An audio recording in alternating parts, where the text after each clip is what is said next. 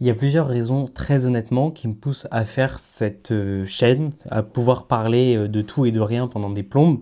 Après, pendant des plombes, les vidéos, elles durent 8 minutes, mais déjà, moi, ça me fait vraiment kiffer, pour plein de raisons.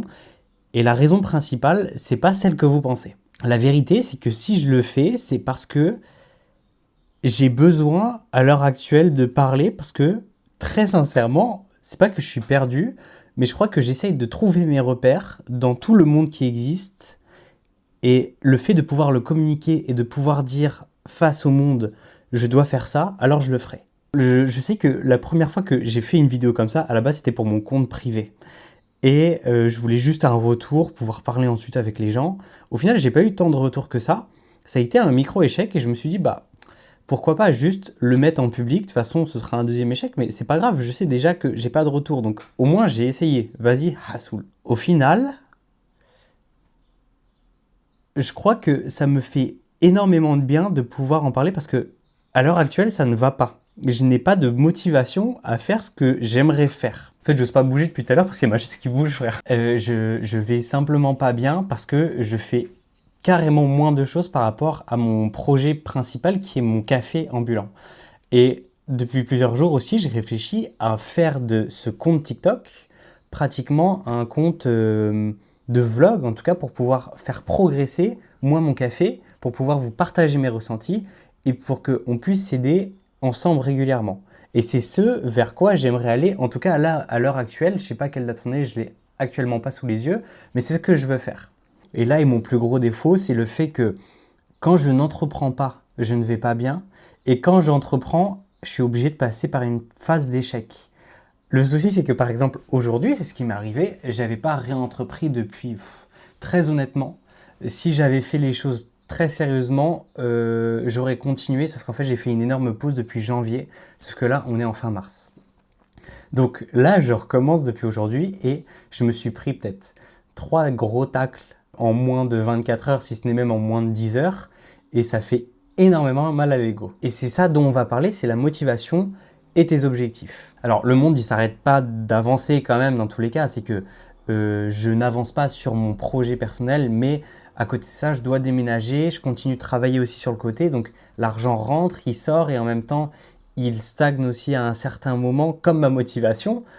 Mais pourquoi? Pourquoi est-ce que justement on en arrive là?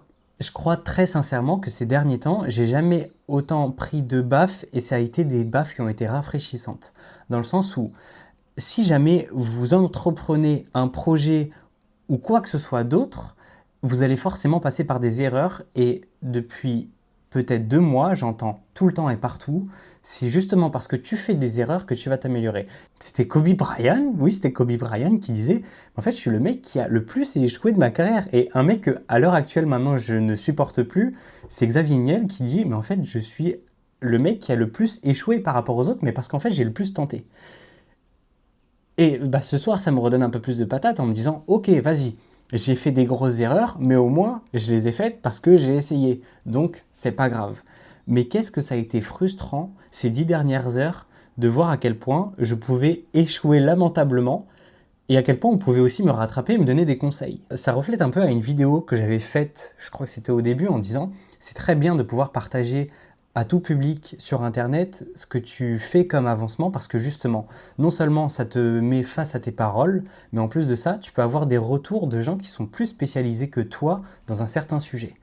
Moi, ça m'a vachement aidé et je pense pas que Axel regardera cette vidéo, mais si Axel, tu passes par là, c'est grâce à toi si je me suis pris une énorme gifle. C'est toi qui m'as dit, en fait, ce que tu as fait, la vérité, c'est que c'est de la merde. Par contre, je peux t'aider et te donner des outils pour pouvoir avancer. Putain, cette phrase était interminable, frère. Je suis quelqu'un qui voit vraiment les choses en grand de manière permanente. Si toi, c'est ton cas, fais-les jusqu'au bout, jusqu'à te foirer et puis tu recommences, t'améliores des trucs, on dit ce qui va pas, tu recommences, tu changes un petit peu la DA, tu changes la forme, puis et où tu changes le fond, mais continue par pitié. Et quand je te le dis à toi, c'est que je me le dis aussi à moi-même. Honnêtement, j'ai fait cette vidéo parce que je crois très honnêtement que j'avais encore besoin de parler aujourd'hui et je n'en manquerai pas de le faire et que je continuerai de le faire.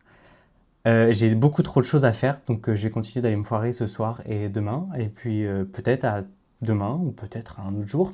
S'il vous plaît, participez un petit peu à ce que cette vidéo pas perce, mais en tout cas soit visible, ça va passer par des commentaires, ça va passer par des likes, ça va passer par s'abonner. Vous, ça vous coûte rien, moi ça me coûte énormément. Vous, ça vous permet de revoir des vidéos de moi et vous verrez la progression et vous allez vous dire, j'étais là au début frère, j'étais là au début.